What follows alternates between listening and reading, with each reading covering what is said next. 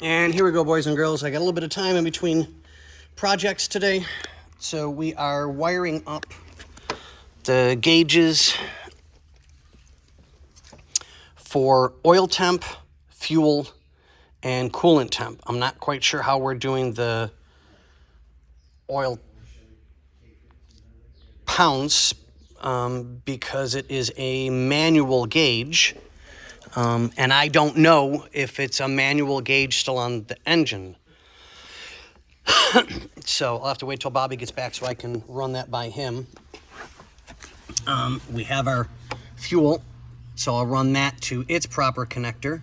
Had to make some new ones to take care of the other ones. Good ground to take care of everything. Grounds are all ran to each individual gauge, and then I'll run the powers to each one of them individually. So here's our fuel, here's our coolant, there's the ground. I'll get everything taken care of that way. But just wanted to give you guys a little bit of an update video to let you know what's going on, so we can take care of that. And I'm almost done. I'm still waiting on the guy for the wiper motor parts so that I can get that taken care of, because I don't even have that wired in yet at all. None.